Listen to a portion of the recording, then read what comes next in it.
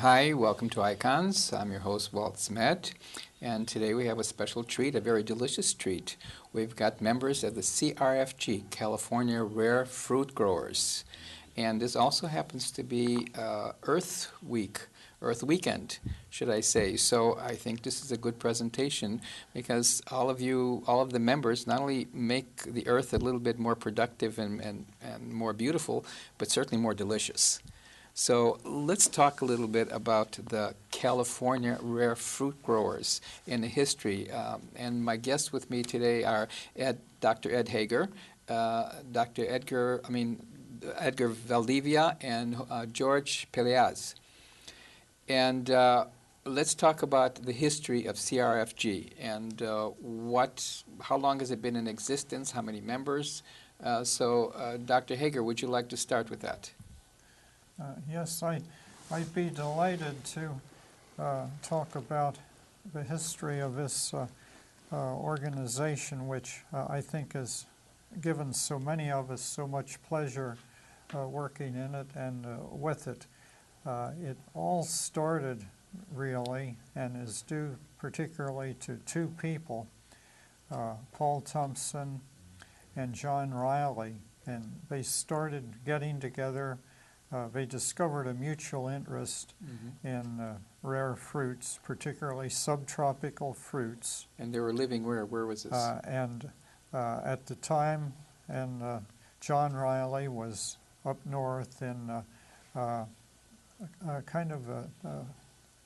near Santa Cruz area, but at any rate in Northern California, and Paul Thompson was in Vista, California. And in 1966, they started conversations which they could well see was going to bear fruit, if you'll pardon. Figuratively and literally.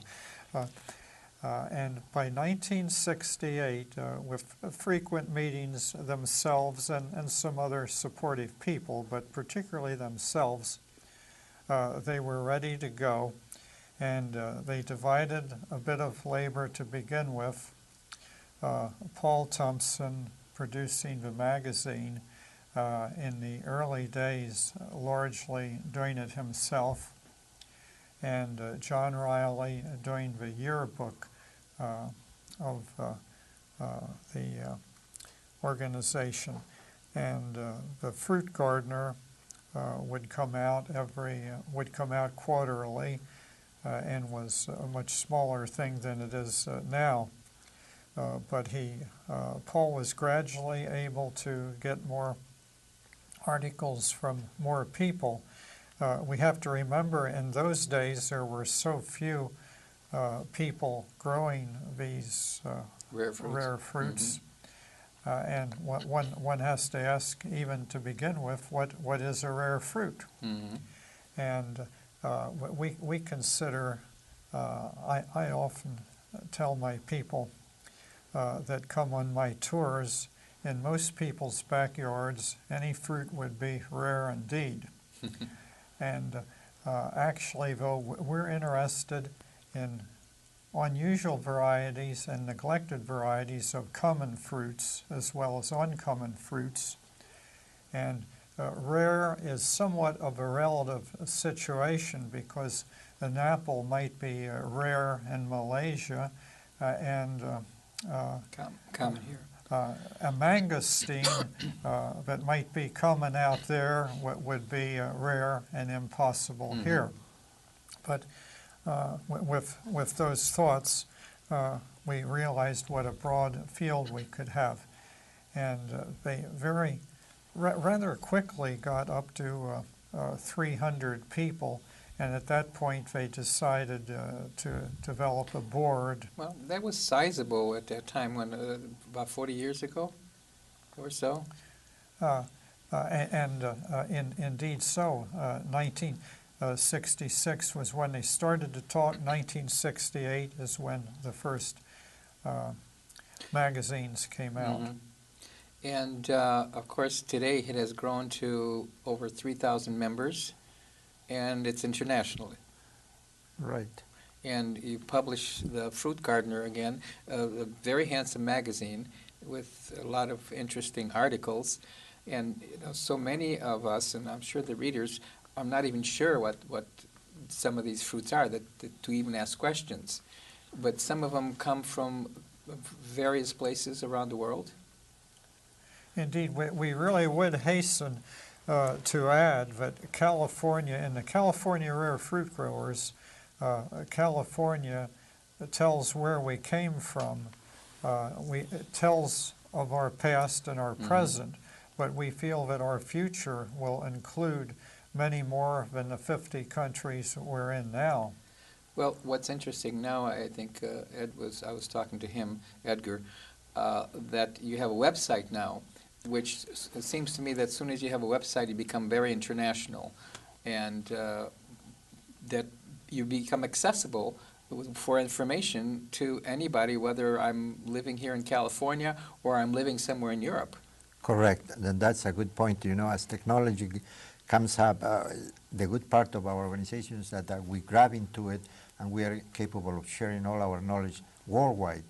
And then being worldwide, then we get information from them to us to learn about it, because so many of us cannot travel to foreign countries and learn about fruits.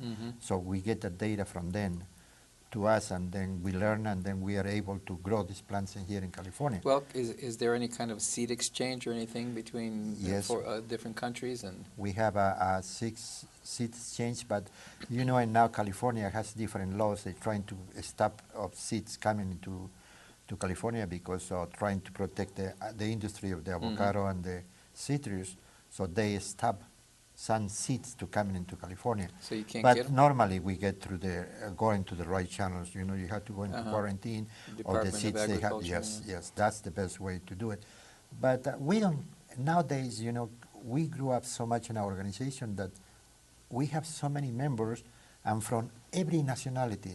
One example of that is myself. I come from South America, Peruvian, and so I like to have the taste of my original plants. Therefore, I'm looking forward to try to grow those plants that bring me back to my old youth. When you were growing, where you were growing up. I Yes. attach to my country in that way. I live in a foreign country, but I try to have the customers of my own country. And California, we have so much influence now of immigrants from everywhere. So that's why California is the best place to grow rare fruits, because we have... Certainly a climate lends itself to grow almost any kind of fruit. That helps too a lot. California is the best climate. But we don't find, George, maybe you can tell us, why we don't find a lot of fruits at the grocery store, these kind of fruits? One of the reasons is because it's the industry that restricts it. For example, the pawpaw, which I know this gentleman in Michigan, you're not going to find it here because of the shelf life is very low, and it's also from another part of the country. The agricultural industry in California is monumental and very powerful. I personally never knew mangoes grew in the continental United States. They do. They've been growing in Florida for over a century. My father never knew this, and he's from Mexico. And he always said, they don't have these things here. Wait, can you grow mangoes in here in California? Yes, you can. They're as easy as an avocado. Interesting. Being that you have all of these fruits and these trees and everything, that you don't, somebody that wants to come into the organization and they can't get the seeds or anything, do you have meetings where you have exchange of? We, in the publication itself, there's a page near the rear that's called the Seed Bank. And these issues are bi-monthly.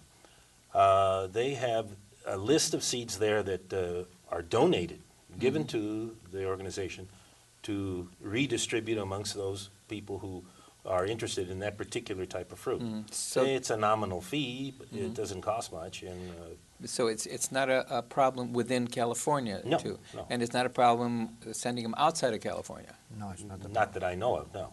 Okay. And obviously there's enough members and there's enough seeds now to go around, seems like. Well, the problem that they experience, the seed bank itself, is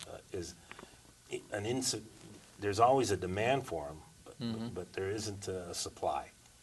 Yeah, there's a lot of seeds, a lot of things that I'd like to grow that just they're not there. And it's hard to get it imported from somewhere else. No, Not that's- impossible, but, That's when you use deviant means, well, which you shouldn't. I yeah. know. But you certainly have quite a variety of different kinds of fruits and vegetables. And I attended your last meeting, and what was interesting, there was a couple of new members there. And I think one of the questions was asked, it says, well, what do you have in your garden? Do you have any room to grow anything? He says, no, it's all full. And he says, yes, you are a CRFG member. And it seems like all members have every square yard of space, there's something interesting growing there. My wife told me that if I bought one more fruit tree, to plant it in my bedroom because there's no more room anywhere. Sleep with it. But now, a lot of these also ripen at different times of the year. Right, that's so true. You've always got something delicious to try. Just about. And for someone that is a novice at it, I mean, are they difficult, some of these things to grow, these rare fruits? The main difficulty that I've experienced is having them survive our winters. Some of these are subtropical, some of them are tropical. Mm-hmm. And it's developing techniques to keep the trees from dying. So are they sort of acclimating, beginning to Slowly, acclimate to yeah, this with time. environment, to this climate? Yes, yeah. For example, we never had avocados here, and now we're the leading area in production. They're all imported originally, Mm-hmm. and it acclimated here. It didn't grow here. It didn't start here. Interesting. Same thing with, oranges. They were all imported originally, and now Well, it's an industry. I mean, oranges have been grown here for quite a number Quite a of while, years. but they weren't here. They're not indigenous, though. Mm. I think we'd have to say a little bit there, though, that the fruit itself often is not acclimating, but rather we're finding more and more techniques to get around it. You know, people that have a small property, they learn that they can probably grow a mango in the front of a house on the south side. It gets reflection. And if there's a bit of a fence out there that prevents some of the cold air, I can grow more things in the back, in the front of my house, which is a little bit higher, just a few feet higher, and the cold air drains down to the other part where an avocado of the same variety would just be killed dead a few degrees less. Often a few degrees is important, but also the cold air just itself, the movement of it. But we could stay here for 2 days and talk about the 100 techniques, like stringing Christmas tree lights in your Chitti Moya tree. We have 100 tricks, and all of them So work in other words, somewhat. if I'm growing something I'm worried about, you know, because I listen to the weather report, it's going to be cold, I can call one of you guys and ask what I can do about it? Correct. Because, of course, you put a lot of time and effort into this, and often trees, you know, it takes a few years for them to really produce, and you'd hate to lose any fruit trees that you've put so much tender love and care in it. But nowadays, you know, the technology is helping so much, and we have a lot of people that they are dedicated to agriculture, and they growing fruits, and they spending time in trying to develop their fruit that will be able to produce in here in California. Mostly of the fruits can you see in this display, normally they were tropical fruits that they were in the beginning. Nobody ever believed that we'll do in here.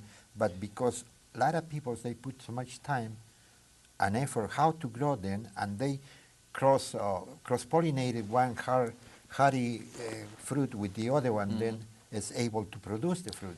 So Okay, we are capable of producing all of these fruits. Since we're talking about these, let's get a shot of the tray here with all the fruits, and maybe you can tell us what some of these fruits are. You might have to reach in there to get something. George and Edgar, I think you're the closest to it, so. Simple, one of these wonderful fruits now is the mulberry. The mulberry used to be very small fruit.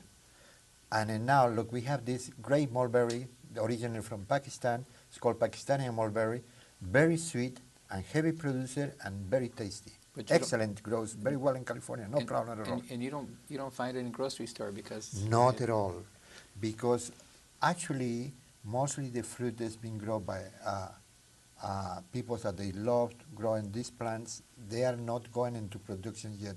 That's what the good part comes.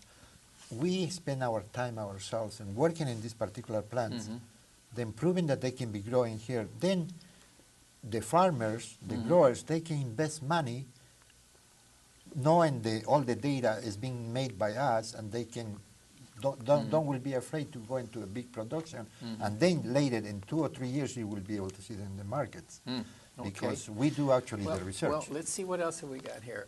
George, can you tell us about this interesting looking fruit? This is known as Chitti Moya.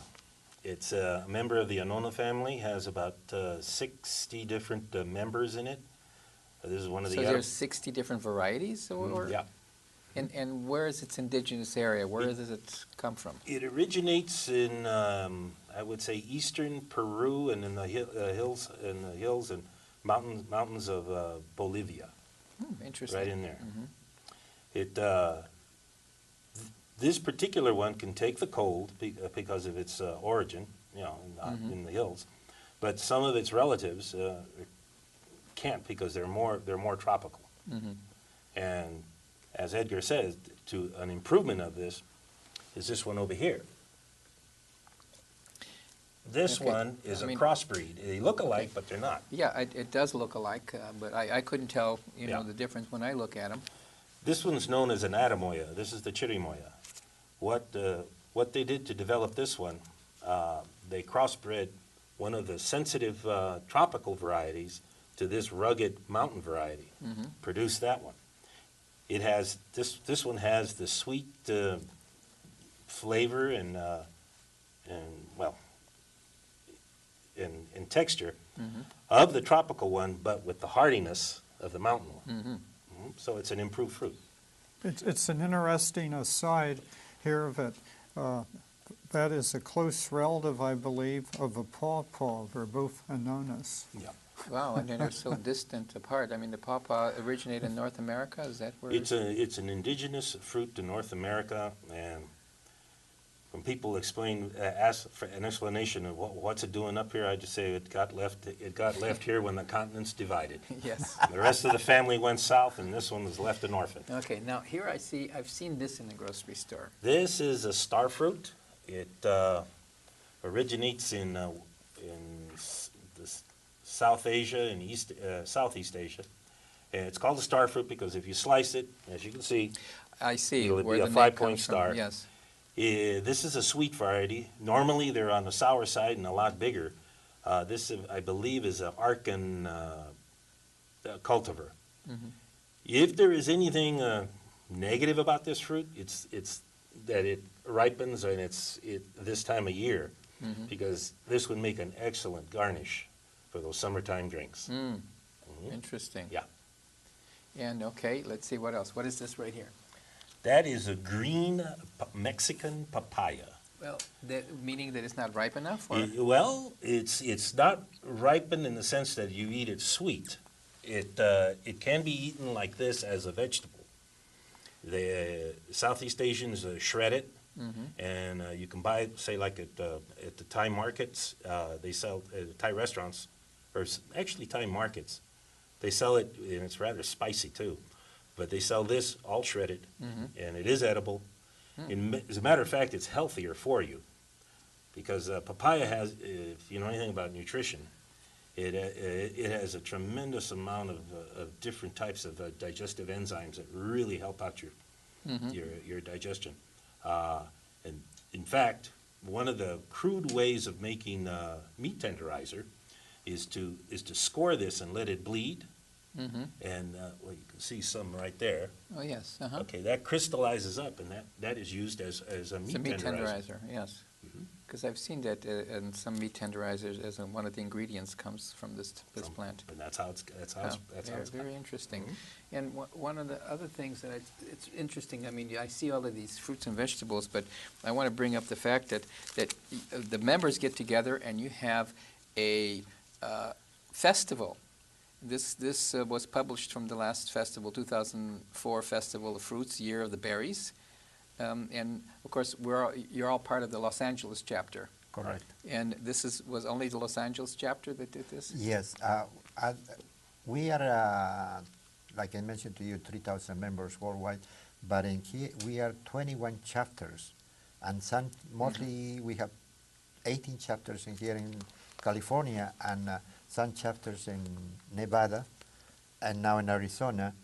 And California, what we do is every year we have one big main festival. Actually, that's the big one, where we celebrate 3 days. We get professors from all the universities, and they come and give lectures to all our members. And we bring a lot of fruits. We bring a lot of different trees. And It sounds like a delicious festival. Oh, excellent, excellent, excellent. And mostly, it's we don't charge money. Main reason is to spread the knowledge to the public in general.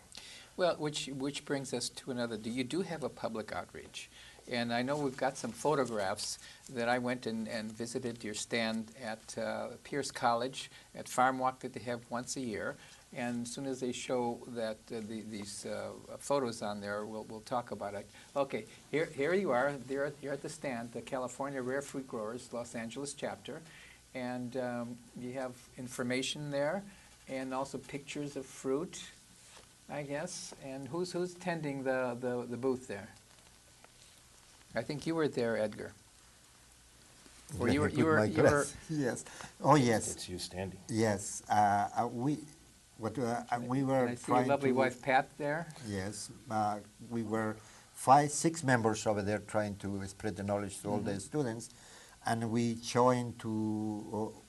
we giving lectures how to do the grafting, and we expose our magazines. We share all different fruits with all the people that they going by. And I see quite a few of them are, as I was standing there, I had to wait until I got a clear shot, but there were quite a lot of people. They were stopping by there, and they even got to taste some of them. And there's George over there with his table there of delicious fruits that he sliced, and I did get a chance to try a few of them, which were quite good. And you were doing a lot of good explanation to what kind of fruits they were eating, and it was lovely. And there's that part of that presentation that you had over there with some of the fruits, and we got some of the berries here, and the Chitti Moya there, and was that a pineapple I see over there? That's what it is. Okay, Yes. which is what we have here too. This is, and this is where they were showing the grafting. Correct. And that's also, is he the current president? Yes, he's the Bob president of Goldsmith. Bob Goldsmith, yes. of our chapter, and what we're trying to promote now is grafting through mostly the students in California.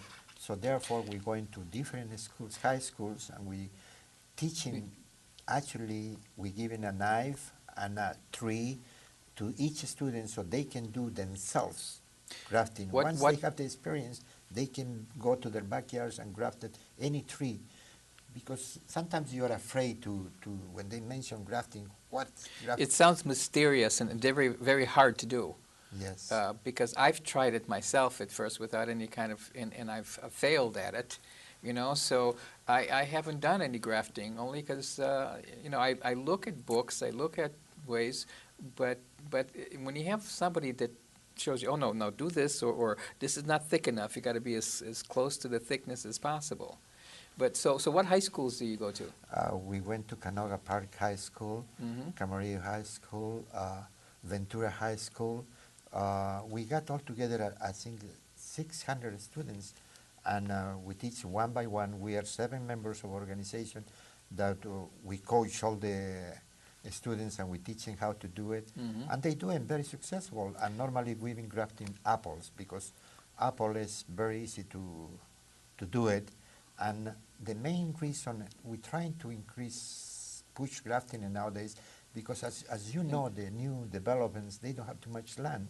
Right. So the best way will be to have in your backyard 4 trees when you can do grafting, and each tree will have 4 different fruits. Oh, absolutely. So you don't need the space. So we're looking into the future ourselves. Since they cut land, so let's use a small land with a few trees that they will produce. 4 trees will give So- you these 16 different type of fruits if they So are in the tell same me, family. how are the students accepting this? Oh, they are great. They are very excited because we let them do it. Mhm. You know, sometimes when you explain to somebody and you listen, it's boring. But if you do it yourself, Have your you know, hands on. and we tell them that in 2 months, that branch that they grafted and there is going to grow, is going to start giving flowers, and in 2 years, if you are lucky, you will have fruit. Mhm. And the main thing is, you know, that they doing that. It's not that they buying. Mhm. So they feel very proud that they did their own Yeah, things, and they- they are they very did it excited. themselves. They taken our teaching lessons so well, and they put in a lot of attention. And there's nothing more encouraging than success, Correct. you know. No matter what you do, if you are success, that's very good satisfaction for yourself. So I see a lot of rare fruit growers coming from this group. We're running out of time, but what other future events have you got coming up? If you can, you know, briefly, anyone that would like to tell me, that I think you've got something coming up where you usually keep your meetings now? Well, we have quite a few events. Like example, right now we're trying to promote to fruit shoot contest. We tell every member of the organization to take pictures of their fruits that they're growing, and they send it to us.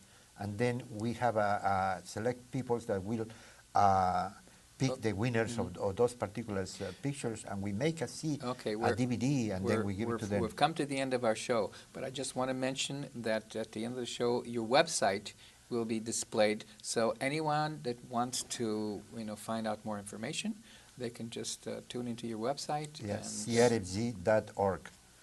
And then they can get our magazines, they become members.